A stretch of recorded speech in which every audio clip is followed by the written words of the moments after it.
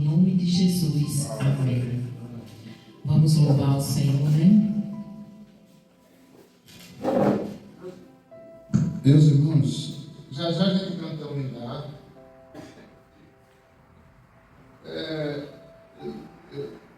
Eu sempre, ou quase sempre, gosto de começar de uma forma diferente. Aí a gente vai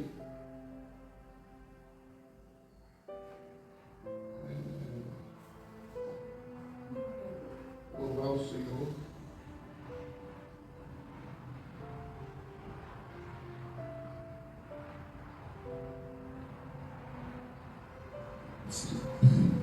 Vamos lá.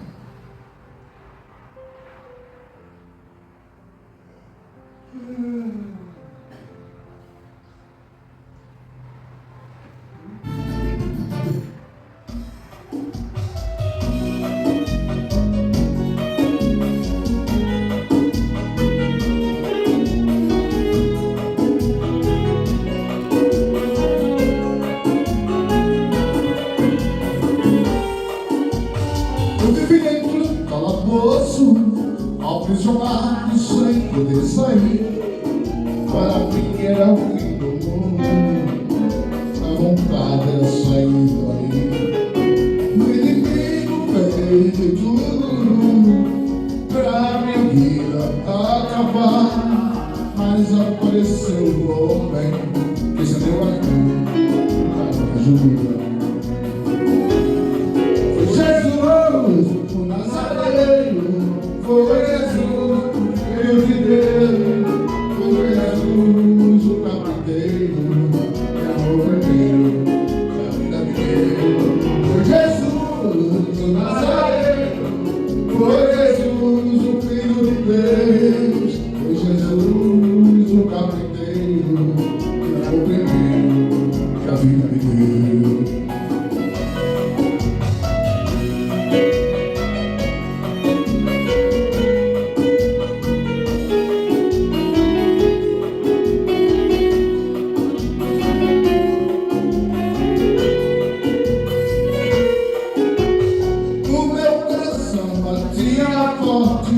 Como quem diz, enfim, pensei por estar perdido, aparece um amigo dentro de mim.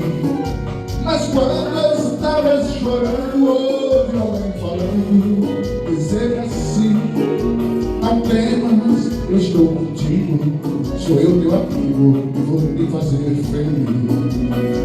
Foi Jesus, Nazareno, foi Jesus, o Filho de Deus, foi Jesus, o carpinteiro, que é o primeiro que a vida me deu. Foi Jesus, o Nazareno, foi Jesus, Filho de Deus, foi Jesus, o carpinteiro, que é o primeiro que a vida me deu.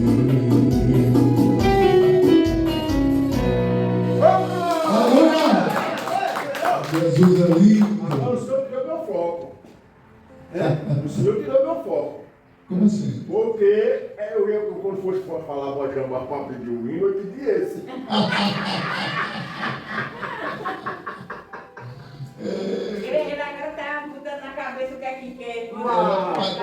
Aí ficou terminando, eu disse, ele tirou meu foco. Eu ia pedir esse hino quando eu vi assim. Mas o senhor tem tanto canto comigo, capaz de cantar de novo. Eita, Jesus é bom. O diabo não presta. Meus irmãos, é maravilhoso. Só mais esse que a gente começa a cantar.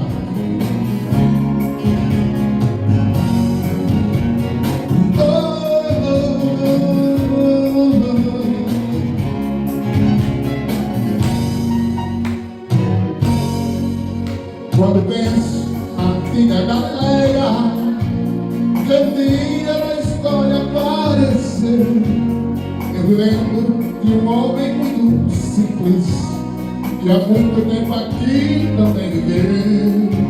Nos mercados e nas cidades, pelas ruas de homens simples e perfeitos, ele entrava ensinando e pregando. Salvador era conhecido como Galileu. Esse homem que os seus olhos serenos, sua voz tocava nos corações, sua mensagem curava os pobres enfermos e libertava das terríveis legiões. Esse homem que ressuscitou os mortos, maravilhas ele fez em Jafar. Na Galileia era um pobre peregrino, esse ser divino é o príncipe da paz.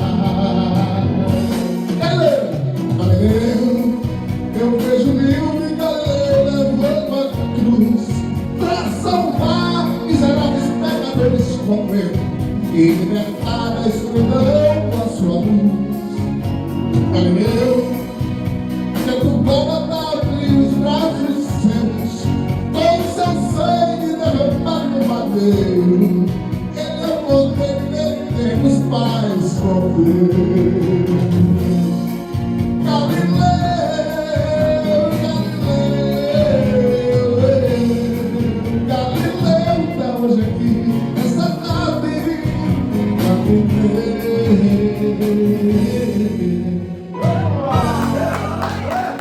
temos a imensa alegria de viver na dispensação da fé.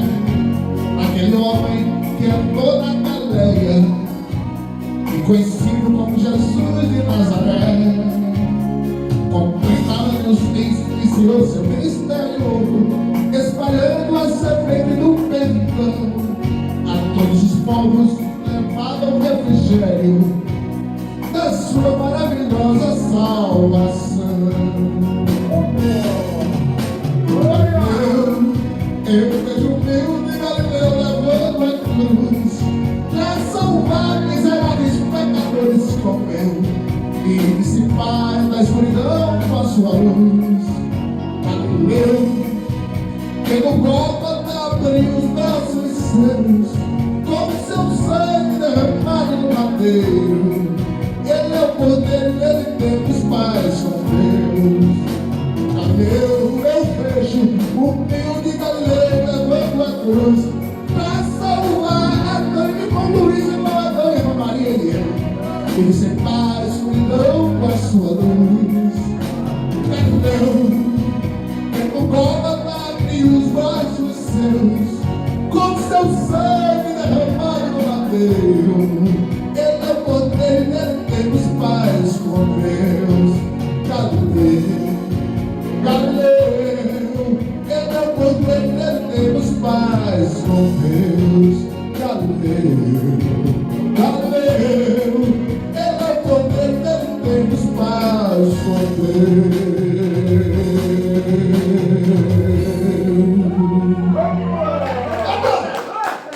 Não vai dar. Você já está cansado, viu? Glória a Deus. Glória ao Senhor. É verdade. Vamos louvar o Senhor com o 139, verso 6. Acho que vocês conhecem.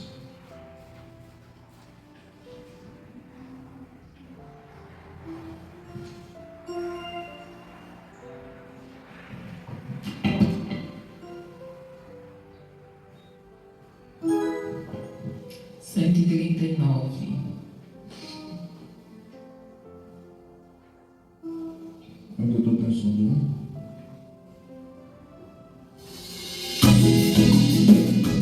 Já o Filho de Deus é descido do céu, a obra perfeita da cruz consumou, e ali sua carne na terra morreu, e no caminho para o céu nos consagrou.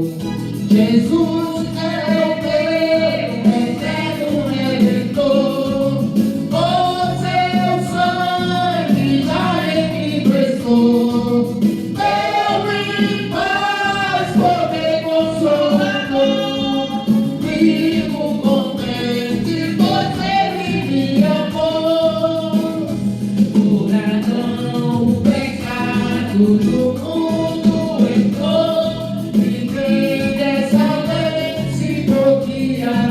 terra, mas o Filho do Homem por nós triunfou. Nele podemos o mal ressuscitar. Jesus é o Rei, o eterno Redentor. O seu sangue já me prestou. Deu-me paz, poder consolador. Vivo contente, pois ele me amou. Do inferno que pagará o mal da vida, o medo da morte excitado cruel, do abismo eterno que pode salvar. Só Jesus Cristo, o bom Emmanuel. Jesus é Rei, o eterno Redentor. O seu sangue já me prestou. Deu-me paz, poder consolador. Vivo contente, pois ele me amou. Bem alegre buscamos a paz de amor, a qual Deus do céu para nós preparou, onde sempre veremos o nosso Senhor. Cristo Jesus, Pedro nos libertou. Jesus é o Rei, o eterno Redentor. O seu sangue já me prestou. Deu-me paz, poder consolador. Vivo contente, pois ele me amou. Jesus é Deus, eterno Redentor. O seu sangue já me prestou. Deu-me paz, poder consolador. Vivo contente, pois ele me amou. Glória a Deus. Diga aí um louvor, irmã Maria. Com 156. 156. Acho que é 156 ou 155. 156. A ovelha perdida. O pastor.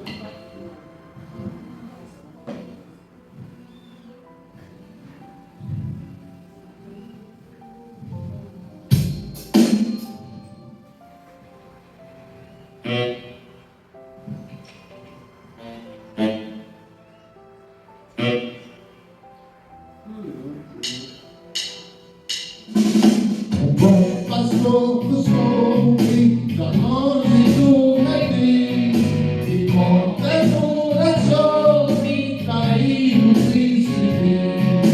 As chagas com amor pensou e ao lado dos braços me entregou. Sim, Jesus amou-me, com amor buscou-me, ele mesmo restaurou-me a Deus. O seu sangue restaurou-me a Deus. Seguiu-me bem distante do seu lugar no céu, e sem voz amante, mas cheio de duração.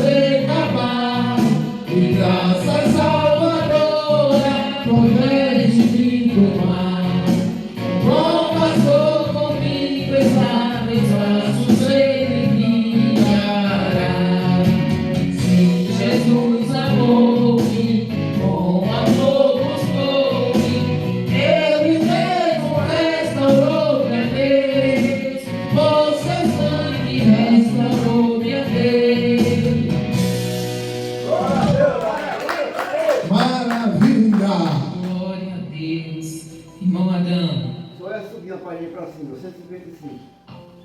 Como puder.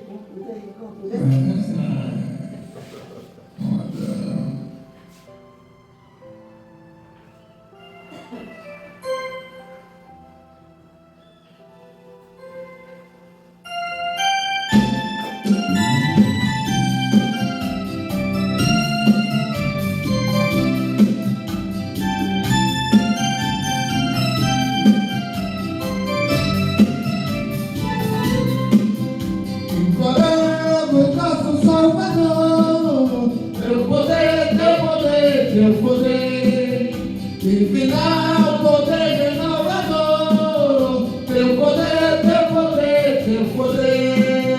bendita promessa paternal, vencer no dia é o valor do pleno poder celestial, teu poder. Com olhos se vem nos unir, teu poder,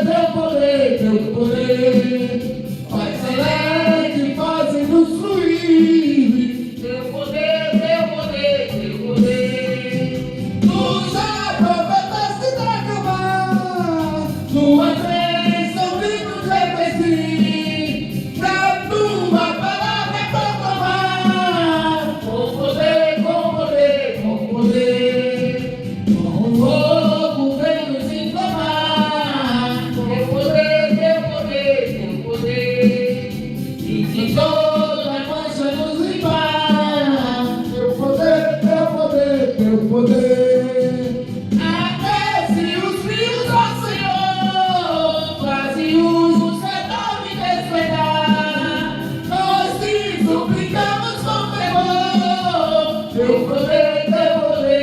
poder, como a brisa queiras assoprar, teu poder, Deus bendito vem nos otorgar, teu poder, eleve nossa comunhão, quero aqui, contigo vai gozar, firmeza nos enche o coração, com poder.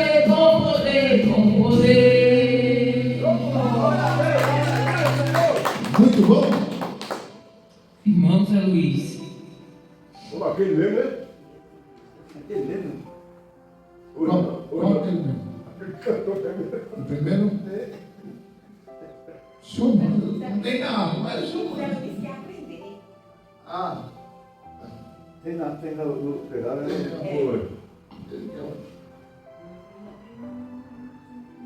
Vamos louvar, né? Mas é bonito, né, pai? É muito bonito. o primeiro, hein? Foi,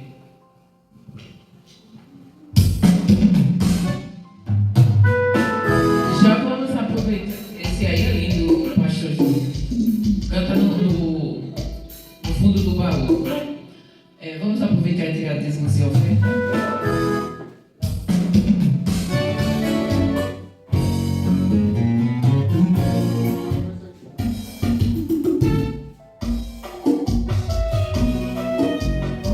Isso aqui, né?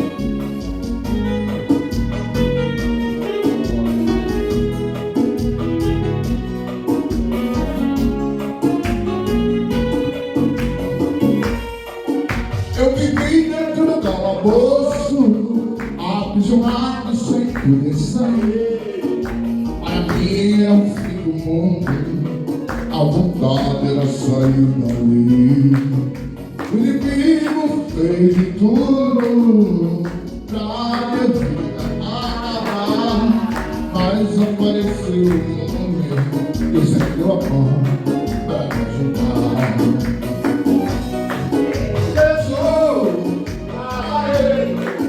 Jesus, o Filho de Deus, foi Jesus, o carpinteiro, que me amou primeiro e a vida me deu. Foi Jesus, o Nazareno, foi Jesus, o Filho de Deus, foi Jesus, o carpinteiro, que me amou primeiro e a vida me deu.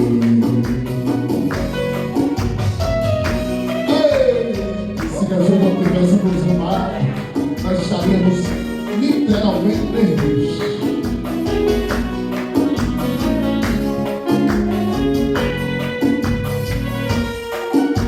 O meu coração batia forte, como quem diz, é o fim. Penso em tudo tá perdido, aparece um amigo que tem pena de mim. Mas quando eu estava chorando, ouvi alguém falando, dizendo assim: ei, não temas, eu estou contigo, sou eu teu amigo, vou te fazer feliz. Foi quem?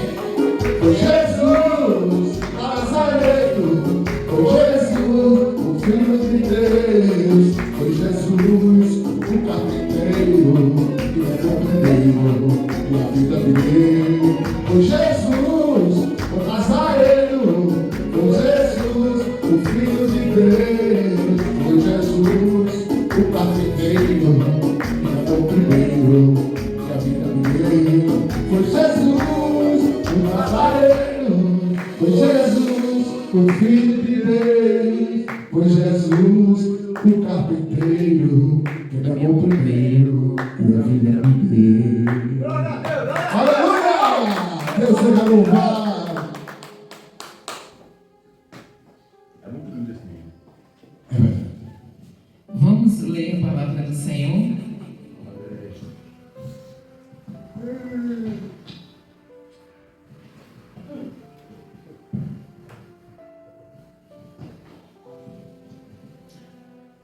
Vamos ler em 1 Coríntios, capítulo 10, a partir do 28.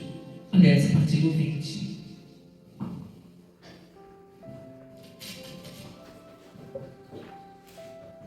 Aliás, nós vamos começar a partir do 14. 1 Coríntios 10, a partir do 14. É Romanos, irmão Adão. Fica depois de Romanos. No Novo Testamento é João, Atos, Romanos, aí vem 1 Coríntios.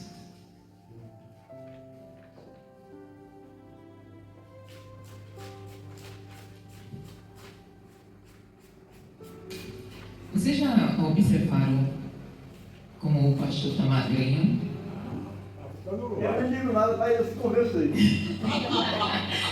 Sabe quantos anos fazia que ele... Eu nunca tinha visto ele usando essa camisa. É a primeira vez que ele veste essa camisa. 7 anos. Essa calça que ele tá, eu comprei para ele em novembro de 2019. Ele nunca vestiu, estava com a etiqueta. É com ele igual.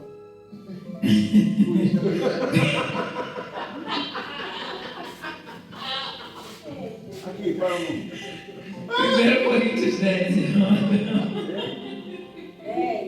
com isso 10, né? 14, é? 14. É a partir do 14. Vamos ver o que é que Paulo vem falando aqui, né, conosco.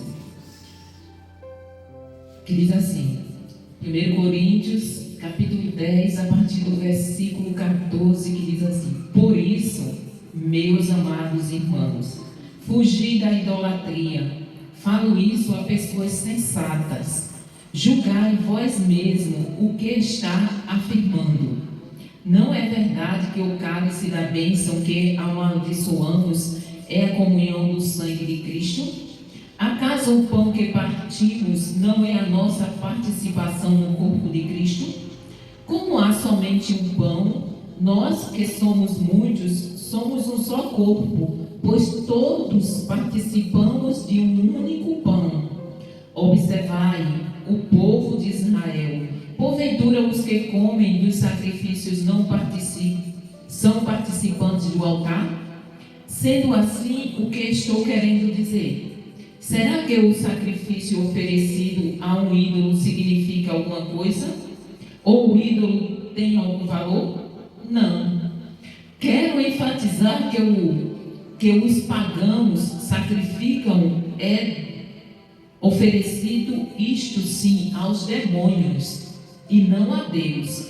E não quero que tenhas que tenhais qualquer comunhão com os demônios.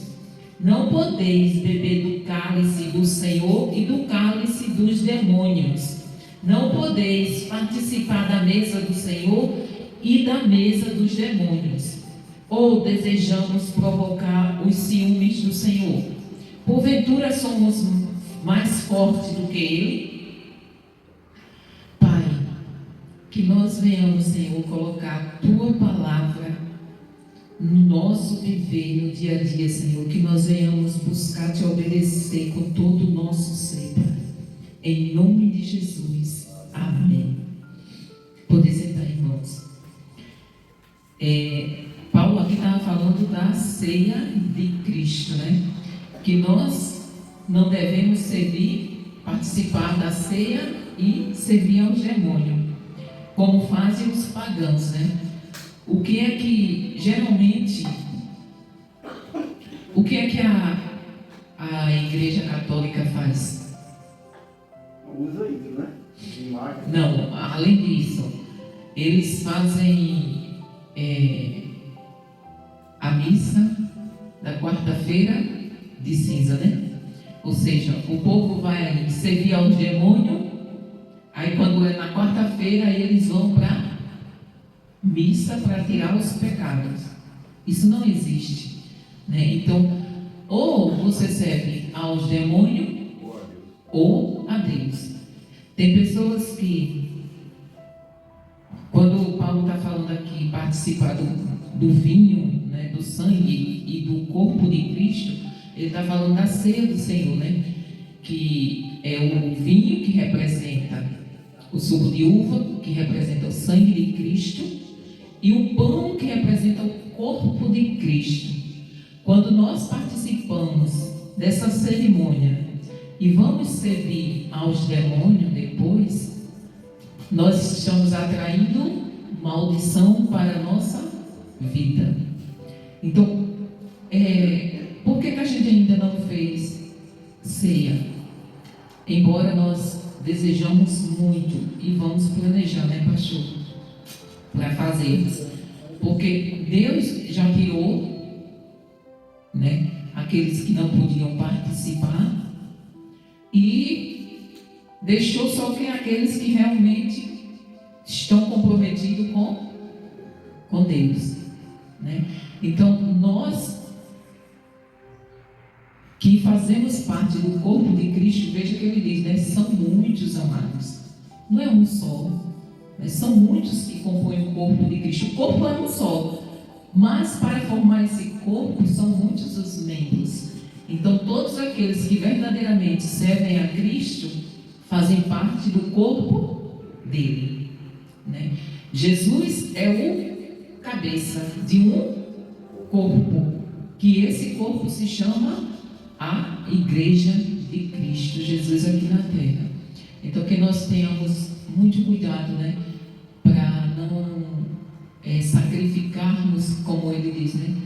Deus tem ciúme do seu corpo, Jesus tem ciúme, o Espírito Santo tem ciúme, ele é uma pessoa, ele está aqui conosco, o Espírito Santo, e jamais ele vai habitar num corpo consagrado que se consagra ao demônio. Ele não vai habitar nesse corpo. Então, assim, que nós venhamos ter essa consciência e quando formos fazer alguma coisa, perguntar a Jesus, né, se é da vontade dele. Perguntar. Nós temos um termômetro dentro de nós que se chama Espírito Santo, e ele nos avisa quando nós fazemos alguma coisa que desagrada. A gente sente tristeza, a gente sente angústia, a gente ouve uma voz dizendo não faça, você não deveria fazer, quando nós já temos feito. Então isso é o Espírito Santo falando dentro de nós, e nós temos que ouvir essa voz, né? Nós temos que ter essa reverência. O Espírito Santo, ele é uma pessoa. A gente não vê Jesus, a gente não vê Deus, a gente não vê o Espírito Santo. Nós só vamos ver. Por quê? Porque se a gente visse Deus, a gente não aguentaria, a gente morreria com a glória dele. O nosso corpo não está preparado para suportar Você já imaginou, tem um lugar no deserto, eu esqueci qual é o país agora, que dá 70 graus. Você já imaginou se o sol tivesse, como Deus é maravilhoso, se o sol tivesse ficado um milésimo assim, sabe, de segundozinho mais para cá, nós torraríamos, não aguentaríamos. Se ele tivesse ficado mais para lá, também não aguentaríamos com o frio. Então Deus colocou o sol no ponto exato para nos aquecer e para nos esfriar.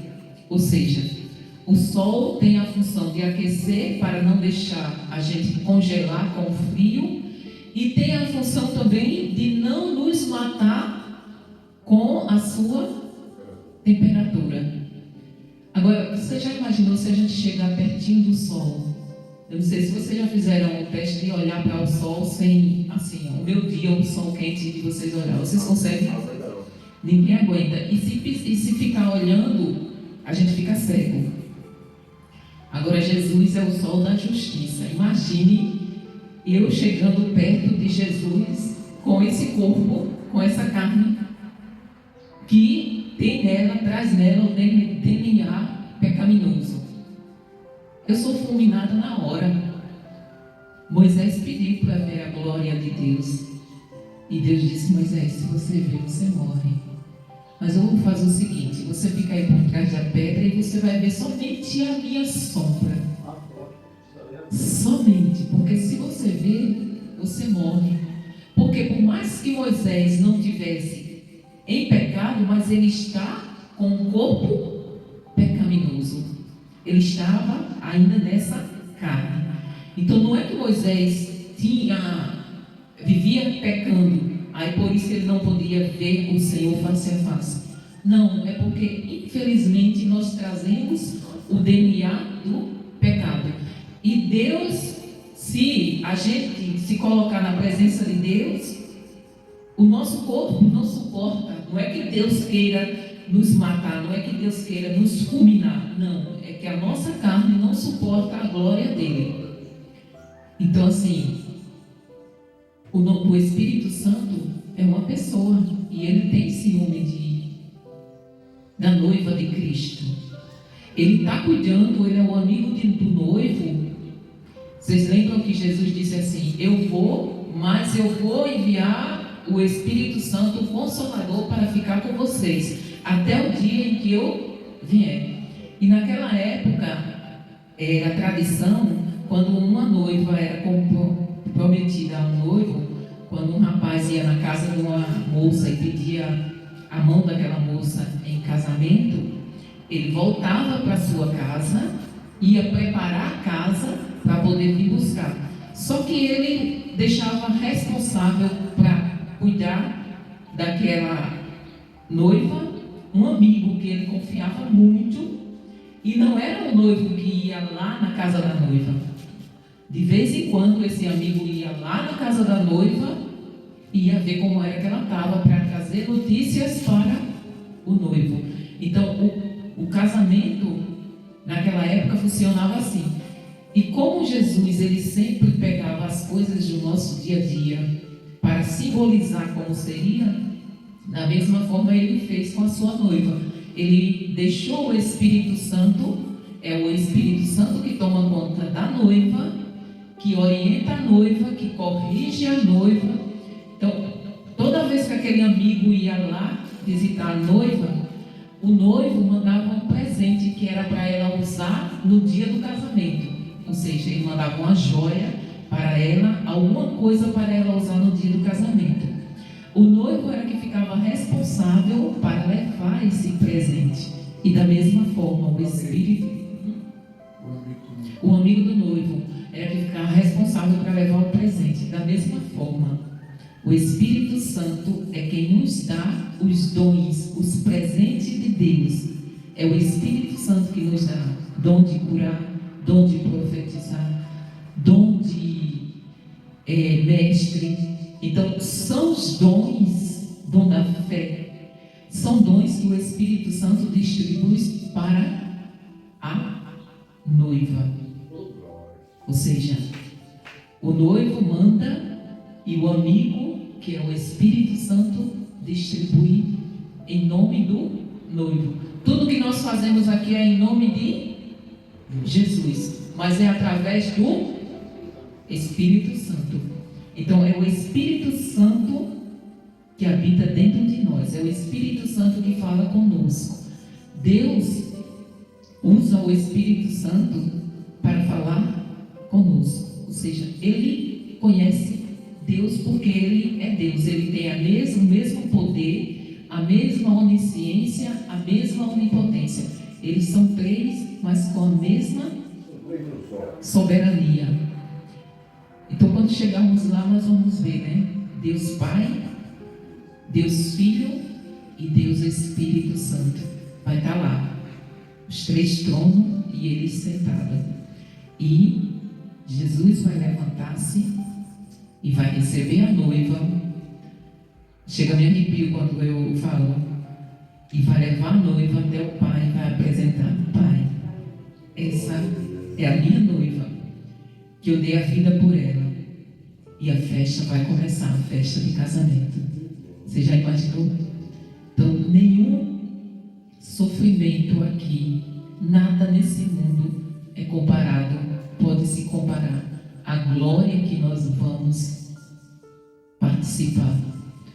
Hoje eu não amanheci muito bem, não. Hoje eu acordei sem disposição, com muito sono. Levantei com muito sono mesmo, tentei orar, não consegui orar. Aí passei uns 30 minutos de joelho, não consegui orar. Estava com muito sono mesmo. Eu começava a orar, daqui a pouco eu estava cochilando. Aí eu sentei, li 3 capítulos da Bíblia, que geralmente eu leio entre 5 e 10 capítulos. Eu li 3 capítulos, não aguentei. Aí eu voltei e deitei para ver se eu conseguia dormir. Dei umas cochiladas, mas eu ainda estou com sono. Eu não sei o que foi que houve, mas eu estava dizendo até para ele, eu digo: olha, se tu soubesse dirigir hoje tu ia, viu? Porque eu ainda estou com sono, com aquela sonolência, aquela coisa assim. Eu não levantei, eu só levantei para esquentar o caldinho dele, o caldinho que ele toma no meu dia, e para tomar água de coco e para ir no banheiro. Só levantei na hora de me arrumar para vir para cá. Mas assim, por mais que a gente... Eu não sei se é o novo medicamento, eu não sei. Mas por mais que a gente não esteja bem, quando a gente está juntos, louvando a Deus, a gente já se sente diferente, né? Aquela moleza que estava, a gente já muda. Porque quando a gente está na presença do Senhor, a gente se sente fortalecido. Eu estava falando em 7 Casas, sexta-feira, que a gente conhece uma irmã que ela está vivendo uma situação, se não for em pé de igualdade, eu acho que ainda é pior do que a que Jó passou. Porque a gente acha que Jó só teve sofrimento igual de Jó, né? Mas tem gente hoje, nessa terra, que já sofreu e que está sofrendo mais do que Jó sofreu. Tenha certeza disso. O que nós devemos ver é que Jó, apesar do sofrimento, ele não reclamou, não murmurou, aliás, não murmurou contra Deus. Ele até desejou não ter nascido, mas ele jamais pecou contra Deus. E assim, eu oro para que essa irmã, que mesmo nesse sofrimento que ela esteja passando, ela tenha paz. Porque quando nós estamos mesmo no sofrimento e temos a paz de Cristo, porque Jesus é a paz, né? E se Ele está conosco, mesmo que a tempestade esteja na nossa vida, a gente fica em paz. E eu oro para que o Senhor conserve a fé dela, porque ela já está passando por uma situação em que está com crise de ansiedade. Crise de ansiedade é com preocupação no futuro. Ou seja, nós nos preocupamos com uma coisa que nós nem sabemos que vai acontecer. As pessoas dizem assim, antigamente a gente não ouvia essas palavras, né? Ansiedade, depressão. Você ouvia essa palavra? Não. Essas doenças chamadas doenças da alma. Ansiedade, síndrome do pânico, depressão, crise de medo, esse negócio TDNA, essas coisas. Tudo são invenção do povo para ganhar dinheiro vendendo remédio que não cura, ou seja, só piora a situação do ser humano. Porque ansiedade é que eu fico pensando tanto no amanhã que aquilo vai me trazendo uma angústia, uma tristeza. Isso é problema da nossa alma. Isso que resolve é Jesus, não é remédio, é Jesus. Então assim, crise de ansiedade é a gente ficar pensando demais no futuro. O futuro não existe. O futuro existe? O amanhã existe? Hoje. É hoje. O amanhã, quando chegar, vai ser? Vai ser hoje, amanhã não é hoje. Não é isso? Então, cada dia, o amanhã não existe. A gente tem que viver planejando as coisas, temos sim. Ou seja, eu não vou pegar o salário que eu recebo, né, se eu recebesse, e torrar tudo hoje, porque amanhã não vai. Não é isso? Mas, na questão da gente ficar preocupado, Jesus disse: basta cada dia o seu mal. Então, nós temos que viver um dia de cada vez. Só que nem todo mundo consegue, aliás, a maioria, nós não conseguimos. E isso é algo do nosso espírito, da nossa alma. Não é que nós temos uma doença que vai ser curada com remédio. O remédio não tem como curar uma tristeza, como curar uma ansiedade. Não existe isso. Então, a única solução para a ansiedade é nós sermos fortalecidos na fé.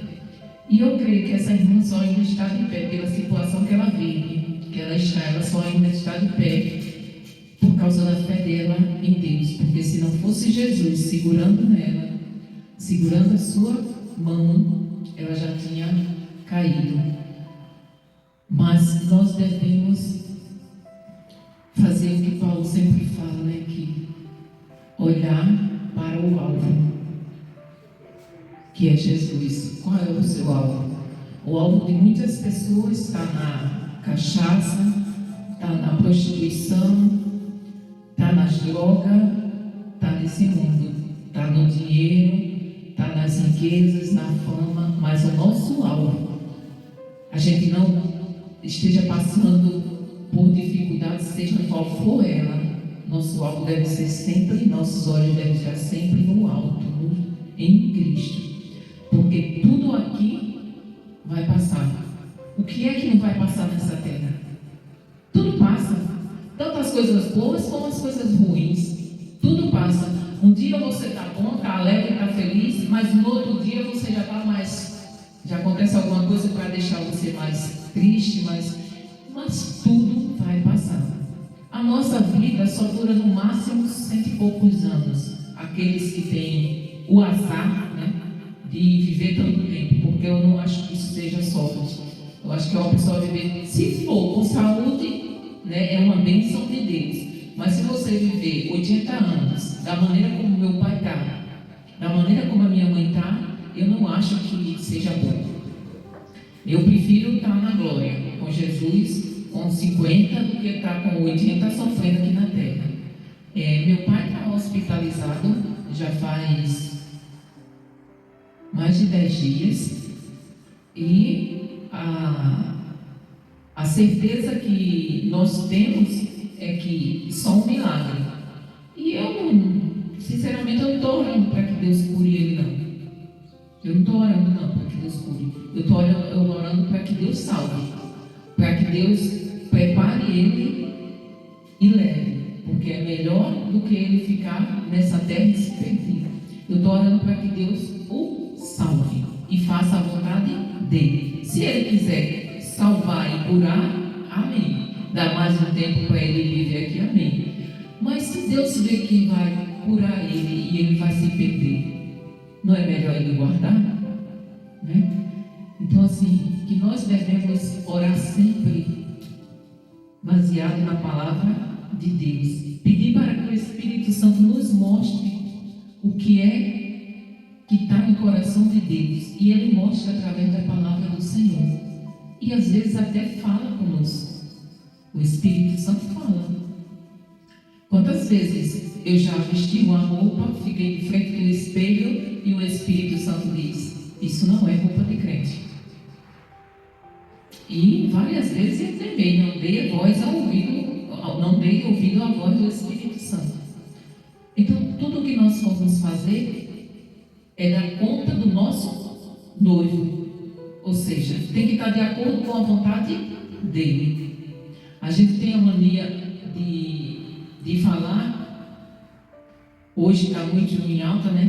Não, eu sou dona do meu próprio nariz. Mas eu fui criada, né, como vocês também, que temos quase a mesma idade. Nós fomos criados num tempo onde os nossos pais era quem mandava. Não era assim? Eu fazia os terrenos lá, para tirar, que eu queria ficar lá com o pai dele, eu não queria vir para a rua. E ele não deixou.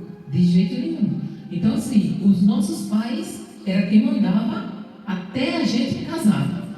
As mulheres e os homens. Até sair de casa e até depois, muitos pais ainda, os filhos casavam, ficava tudo em volta e ainda mandava. Então, mas hoje não. Hoje as crianças já dizem assim: eu faço o que eu quiser, você não manda em mim. Não é assim? Então, assim, hoje está complicado você criar. Porque você, se for criar vivendo isolado dentro do mato, ainda você consegue criar da sua maneira. Mas se você expor essa criança a uma escola, ela vai ter convivência com aquelas crianças que são dessas mal comportados.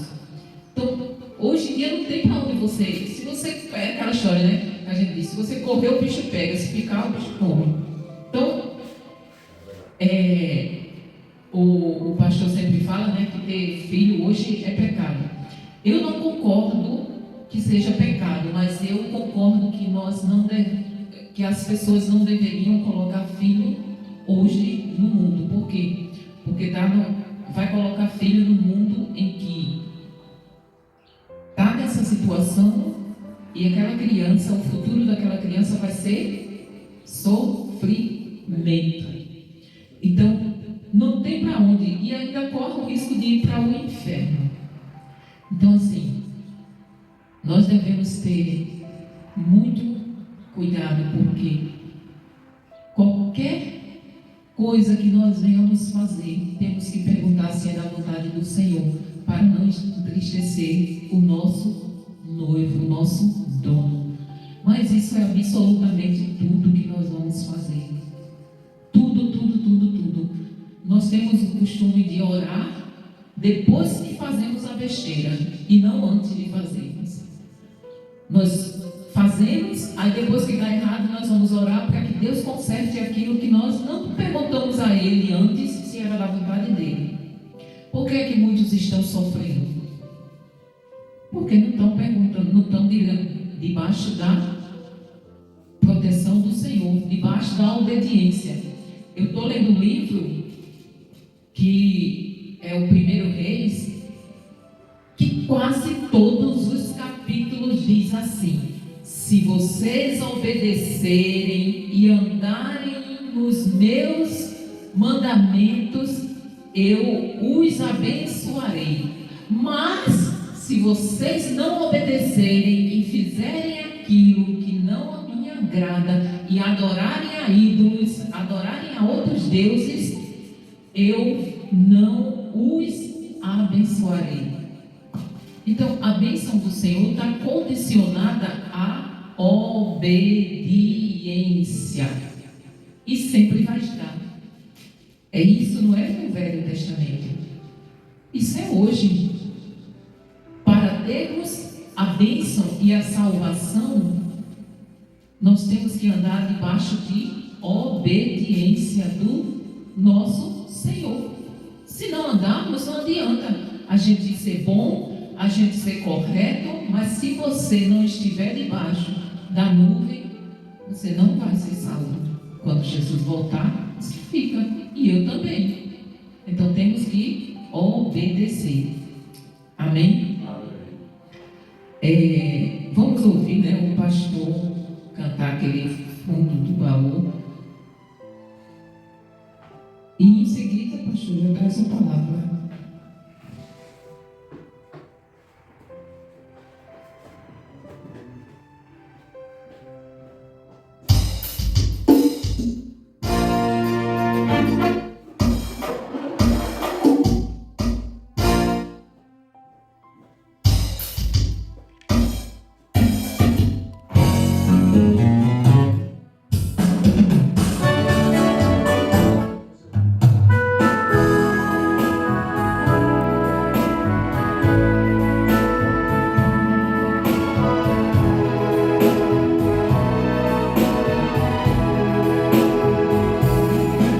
Eu te amo, mais que a abelha ama a flor. Eu te amo, e como é forte o meu amor. Eu te amo mais que tudo, mais que a vida que é em mim.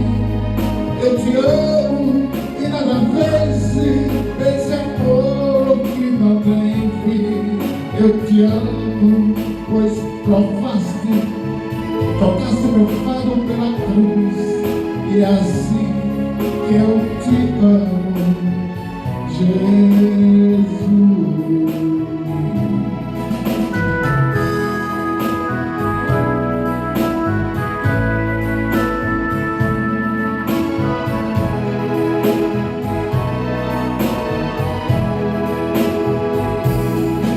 Eu te amo mais que um cego anseia ver toda a luz da liberdade e assim viver. Eu te amo mais que o náufrago ama a pátria que deixou, mais que o pobre exilado ama o chão que o desprezou. Eu te amo mais que um cego possa desejar luz, e é assim que eu te amo, Jesus.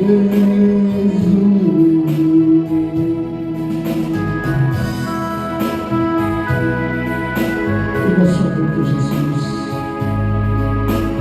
precisa ser um amor perfeito.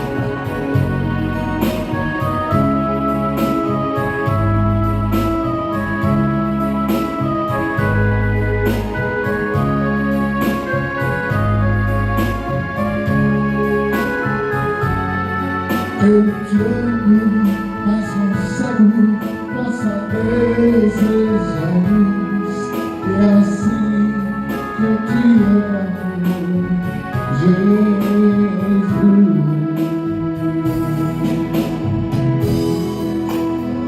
Mas o céu você é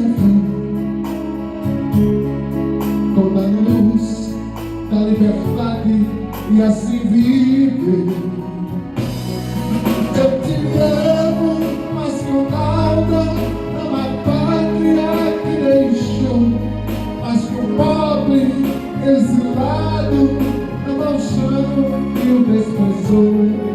Eu te amo, mas que o cego possa desejar luz, e é assim que eu te amo, Jesus.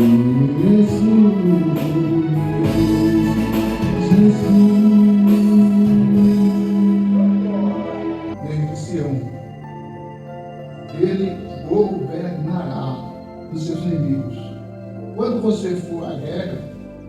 seu povo o servirá de livre vontade. Você está envolto de vestes santas. A sua força será renovada cada dia como o orvalho da manhã. O Senhor jurou e não voltará atrás. Você, sacerdote, para sempre, segundo a ordem de Melquisedeque. O Senhor está à sua direita para protegê-lo. Esmagará muitos reis no dia da sua ira. Castigará as nações, encherá as suas terras de cadáveres, esmagará as cabeças por todo o mundo. Ele próprio, contudo, reflorescerá os riachos. Ao longo do caminho, ele será vitorioso. Pai, aplica a palavra no coração dos teus filhos, em nome de Jesus. Amém. Amados irmãos, o Salmo 110 retrata em 7 versículos um contexto interessante de como será a reação de Deus a todos aqueles que provocam a sua ira. Se os irmãos perceberem, nestes tempos atuais, como nunca, as pessoas estão provocando a ira de Deus. E provocar a ira de Deus é como se um vulcão estivesse prestes a começar uma erupção. Pois quem provoca a ira de Deus não sabe o que está provocando. Quando o Senhor se ira, a consequência é extrema. Quando o Senhor se ira, a Bíblia diz que quando a ira do Senhor vem, ela vem até a 10ª geração.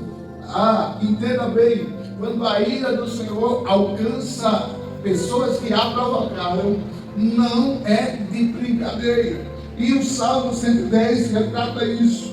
O Senhor, quando você for à guerra, o povo servirá de livre espontânea vontade, envolto, as suas forças serão renovadas cada dia, como o orvalho da manhã. O que é que o Senhor quer dizer assim aqui, para mim e para você? Nós hoje aqui talvez somos vistos como um motivo de chacotas, motivo de zombarias. O que é que aquele pessoal está fazendo ali? Um culto a esse Deus que eu não acredito que Deus esteja ali naquele meio.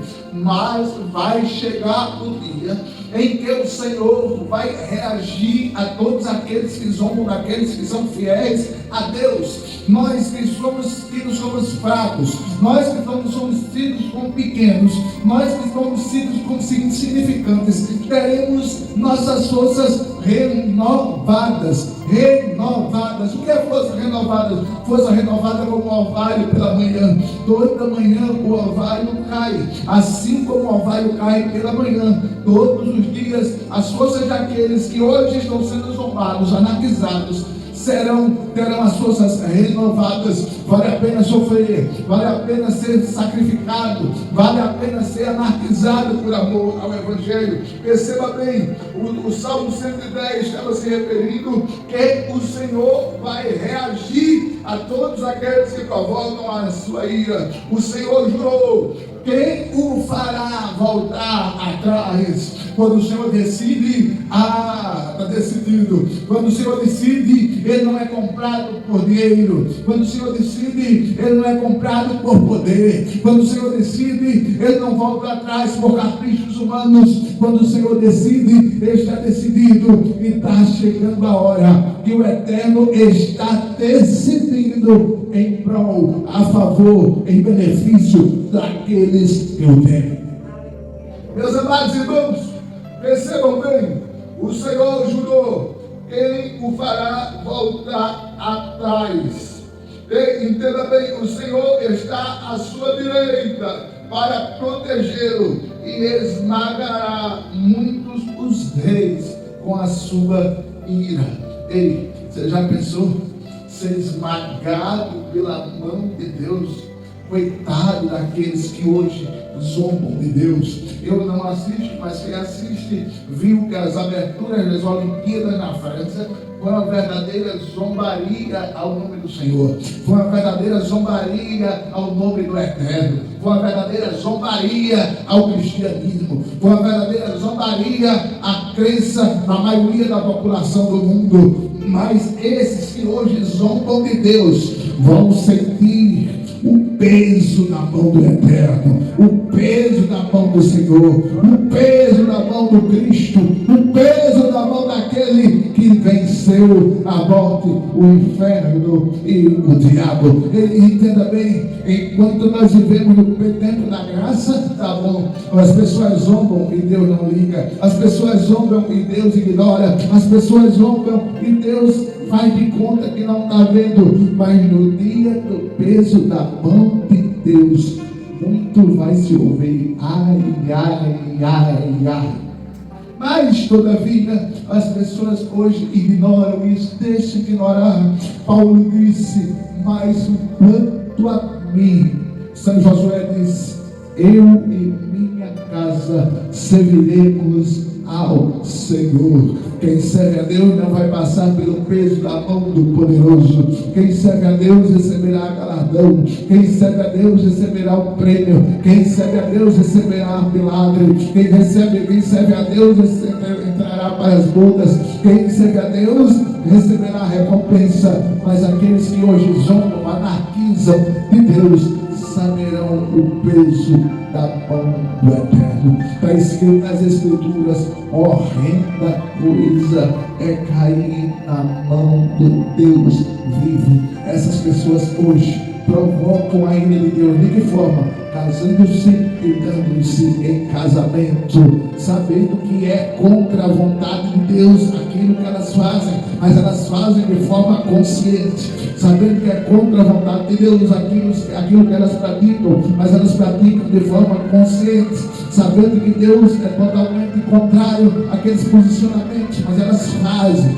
Insignificantes que são, perversas que são, miseráveis que são, provocam a ira de Deus e depois vão estar aí perguntando: por que eu estou passando por isso? Por que eu estou passando por esse processo? Por que está se permitindo isso?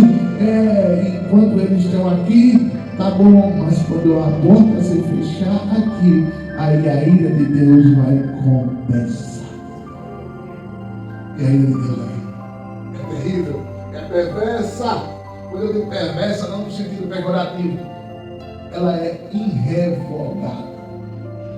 Deus vai pesar a mão de forma severa contra essas pessoas que zombam de Deus. Mas como eu zombo de Deus? Todos aqueles que vão contra os preceitos da palavra de Deus zombam de Deus, zombam da palavra, zombam da Bíblia, zombam de Cristo, zombam daqueles que servem a Deus. O Senhor está à direita para protegê-lo e esmagará os reis da terra com a sua ira, castigará as nações, encherá a terra de cadáveres. Você já imaginou? Essa terra virá um verdadeiro cemitério ambulante, onde não se dá para contar os cadáveres. As pessoas não param para pensar nisso. Eu costumo dizer que o prazer do mundo é como trança de galo. Não demora mais que 30 segundos. É o prazer do mundo. Regado sempre a algum tipo de bebida. O prazer do mundo é regado sempre a embriaguez. O prazer do mundo é pegar o templo do Espírito Santo e encher de fumaça e álcool. O prazer do mundo é pegar o cavalo que um dia foi um homem de Deus, uma mulher de Deus, e virar um escravo do diabo. O prazer do mundo é gastar o que não tem e depois aquele ambiente se transforma numa guerra entre pessoas da mesma família, entre parentes. O prazer do mundo só dura enquanto aquele estiver embriagado. Depois o prazer do mundo vira ressaca. Enquanto estão embriagados, zombam de Deus, zombam da Bíblia, zombam dos cristãos, zombam de Cristo, zombam da palavra, zombam da salvação, zombam do céu. Mas quando passam aquilo, vive na ressaca, vive na miséria, vive sem dinheiro, vive sem comida, vive sem nada. Por quê? Porque o prazer do mundo é caminhando para cada vez mais ficar na desgraça do abismo, na miséria, na escassez. Mas estas pessoas estão no caminho para, no dia da ira de Deus transformar estes corpos em verdadeiros cadáveres ambulantes. As pessoas não param para pensar nisso. Se parasse, repensavam. Se parasse, refletiam. Se parasse, estavam aqui. Se parasse, não iriam servir a diabo. Mas, todavia, a Bíblia diz no versículo 6 do Salmo: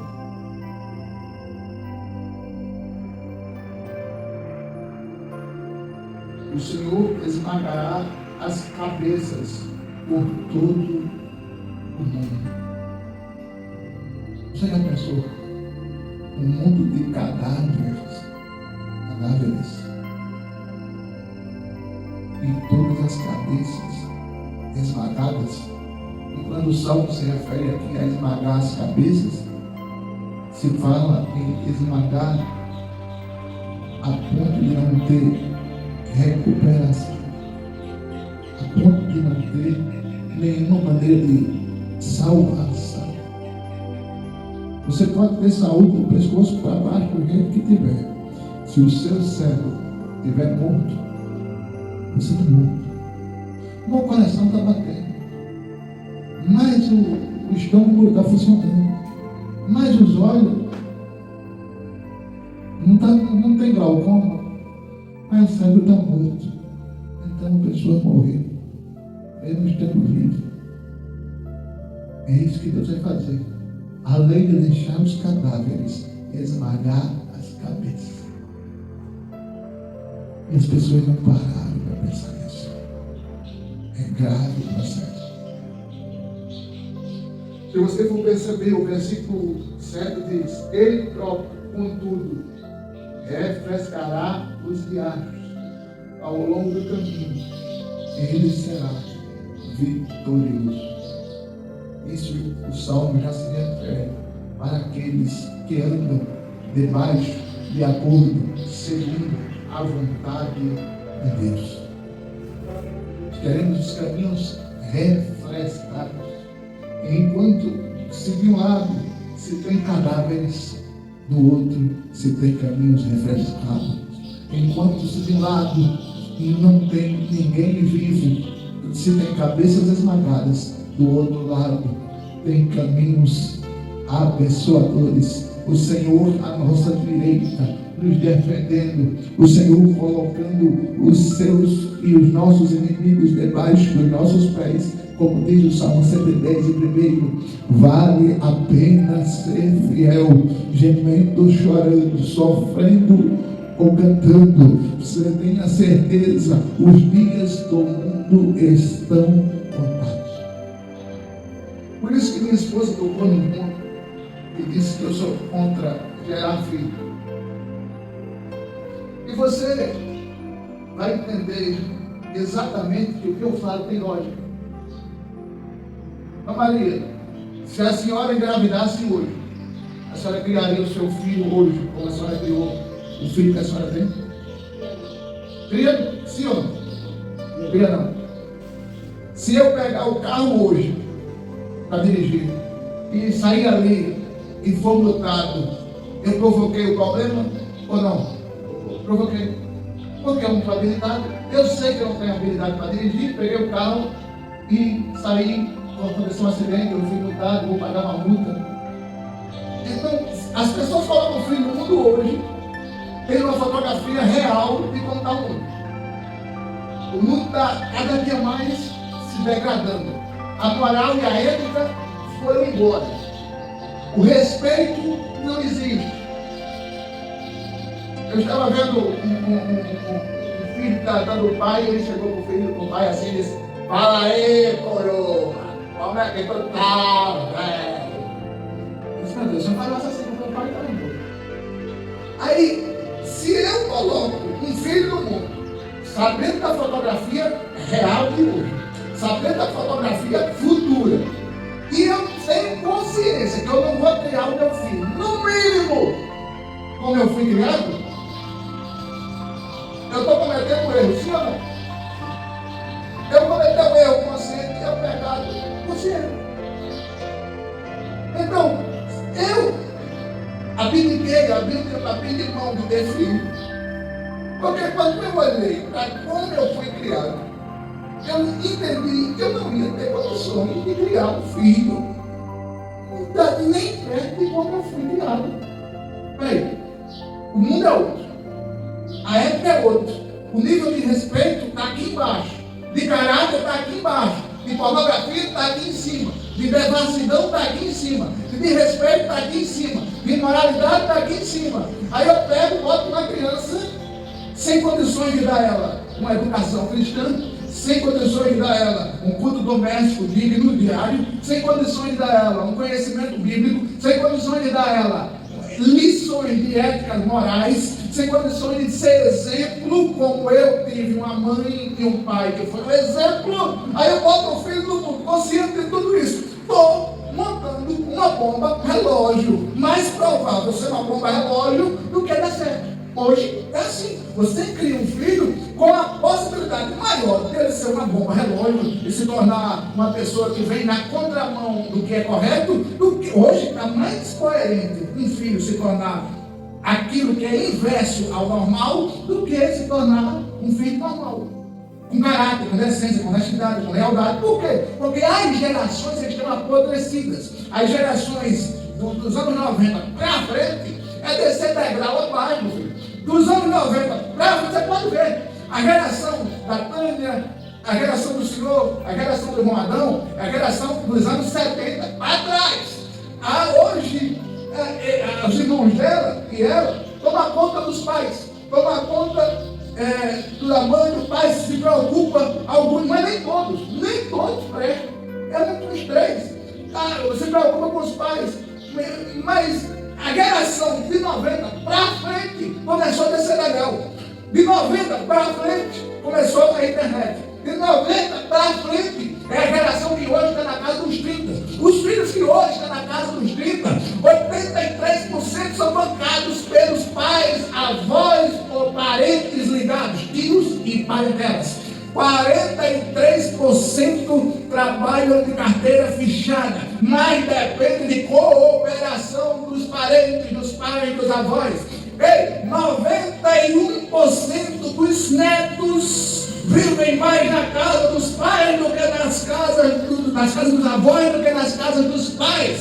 É uma geração que não sabe criar, só sabe gerar. É uma geração que não sabe ensinar, só sabe botar para a avó ensinar. É uma geração que não sabe como é criar um filho com caráter, com decência, com honestidade. Então, se eu boto um filho no mundo hoje com essa consciência, eu estou cometendo um pecado e isso é grave, porque é um pecado que eu morro e deixo um problema para as próximas gerações. Então, consciente disso, eu disse: não quero filho.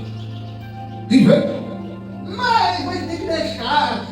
Não, deixa essa missão para os outros. Eu não quero. Se você perguntar a todos os pais hoje que têm filho acima de 30 anos, 20 anos, 25 anos, a resposta é automática. Eu gosto dos meus filhos, eu amo os meus filhos, mas se fosse para ter filho hoje, teria não. Porque se eu tenho essa consciência hoje, eu não tenho que repassar essa consciência para as pessoas. Por quê? Porque se esse meu filho, meu neto, meu tataraneto, não se tornar uma pessoa de acordo com a vontade de Deus, o peso da mão de Deus do Salmo 103 vai pegar ele lá na frente. E a culpa foi minha. Não, mas eu Não, mas é assim mesmo, né? Todo mundo bota filho no mundo, eu vou botar também. Filho é um boleto que todo mês vence impagável até morrer. Como assim? Você acorda, está ocupado, vai dormir, está ocupado, está bem, não está, há raríssimas exceções que não são assim. E se o filho se tornar honesto, aí ele chega na sua casa e diz, você não fez mais do que a sua obrigação. Me dá estudo, me dá comida, fazer isso, fazer aquilo, aquilo outro. Se o filho se tornar um pilantra, um maloqueiro, um mau-caráter, diz, meu Deus, onde foi que eu errei? É um boleto impagável. É porque eu não estou pronto ainda para pregar essa mensagem. Mas eu tenho uma mensagem para quase pronta lá. É pecado ter filho. Exclamação. E dou lá 90 argumentos porque você não deve ter filho hoje. Então, entenda. Eu sei que se eu pregar isso, eu vou ser fulminado nas redes sociais. Mas o povo é burro. A maioria. 70% da população é burra. Como burra? Elas não pensam na realidade, como eu estou lhe falando. Elas só querem fazer filho porque tem boa família. Só querem fazer filho porque tem boas escolas. Só querem fazer filho porque não pensam que filho é um projeto eterno. Porque normalmente você morre e ele fica.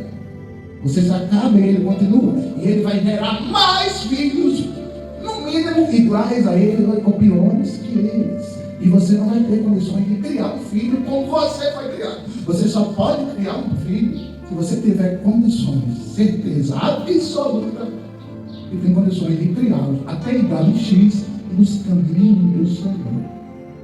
Eu fui criado numa geração que eu era obrigado à igreja. Não tinha desculpa de dizer, não, estou com dor de cabeça. Então fique. Não. Quando estiver debaixo dos meus pés, pode ter 50. Vai. E eu olhava aqui e dizia, que absurdo. Um absurdo isso, eu ia para a igreja. Vai tocar eles? Hoje, você tem que ir, vai tocar. Vai para onde, mocinho? Eu vou ali na casa do menino. Não, senhor, volte, é 5h15, vai se arrumar que hoje tem culto. Eu quero você 7 horas, bom. Não vai não! Poxa, é doido. Se a mão de Deus pesar sobre a minha cabeça, a culpa do meu pai e da minha mãe é zero. Porque eu fui ensinado dos 6 aos 12, todo dia, culto doméstico. Saco, rapaz, eu, criança. Eita, negócio de novo. Já sei. Peça ainda. Número 3. Rapaz, isso é teu gosto. Peça ainda, preste. Número 1. Esse que eu meti com certeza. Vamos ler a palavra. Papai ia lá. Normalmente em Provérbios. Falava uns 10 minutos. Perguntava o que eu aprendi, o que eu entendi. Perguntava a minha irmã. Quando não é assim? E a Bíblia, capítulo 1 de Tiago, e depois ele explicar o que entendeu. Não, mas não tem um negócio ali. Nenhum, Bíblia, principalmente ao sábado. Final de semana tem dever? Tem não. Bíblia. Escola bíblica. Não, mas conversa de escola bíblica. Sábado à noite, domingo de manhã. Escola bíblica. Sábado à noite, domingo de manhã. Não, mas meu amigo disse que. Não, Bíblia. Eu fui criado na régua da educação, do caráter dentro da Bíblia. Se eu errar hoje, é consciente. Se eu errar hoje, meus pais não têm culpa. Se eu errar hoje, mas mesmo assim eu não quis ter filho. Não quis. Meus irmãos quis. Mas, entenda bem. Os filhos hoje são verdadeiros bebês aos 18 anos. Tem tudo aqui, ó. E quando você vai pedir alguma coisa a ele, oxi, pai, não é possível que é isso que você está fazendo. Filho hoje, cartão de crédito na mão. Filho hoje, melhor computador, melhor aparelho eletrônico. Toma. E o que é que tem de retorno? Não tem retorno nenhum, meu filho. Não. E quando ficar velho, vai cuidar? Tem asilo. Não bota essa consciência, repassa essa consciência. Não tenha filho. Não queira filho. Não quero ver uma raça de menina de 12, 15, 16, 18, 20. Que eles chamam de namoro hoje.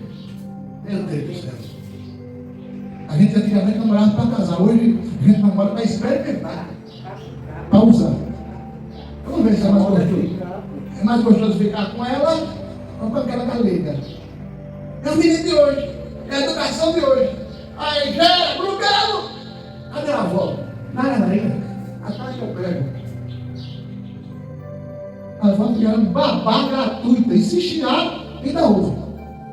Aí você vai estar filho? Mas não. É pecado. Ou eu estou doido? As coisas, cada dia mais está passando é caída.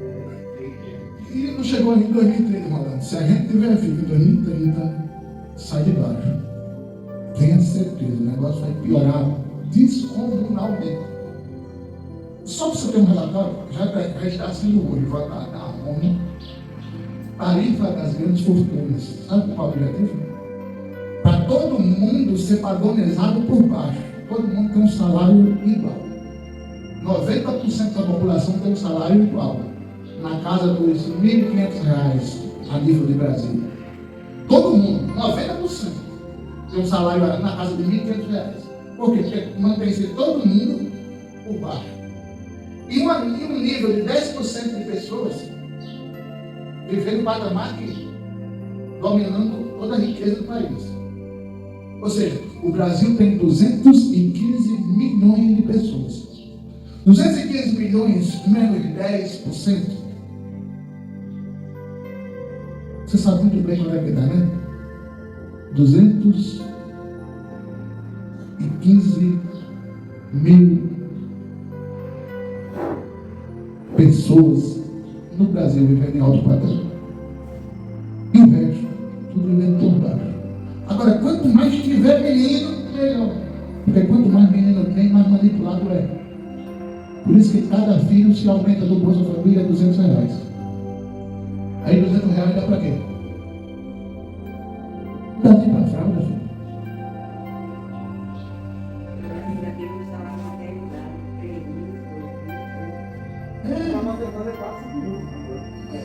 Mas o objetivo é esse. Fazer menino, porque tudo. Eita, que bênção. Tenho filho gêmeo, vou ganhar um benefício. Eita, que maravilha.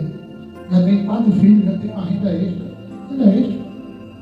Mas o cheio só tira um, tira os dois não. Mas se o gêmeo for deficiente, já recebe um benefício. Interessante. Então a gente tem que levar esse negócio a sério. Eu mesmo prego isso casando, prego não. Mas olha, mas eu não quero mais ir com essa pregação, eu não quero mais. Tá certo, tá bom, muito bem. Eu ia dizer um negócio aqui, mas não. Já considerou seus filhos. Vamos orar? Eu ia dizer um negócio aqui. Agora tá calado, né?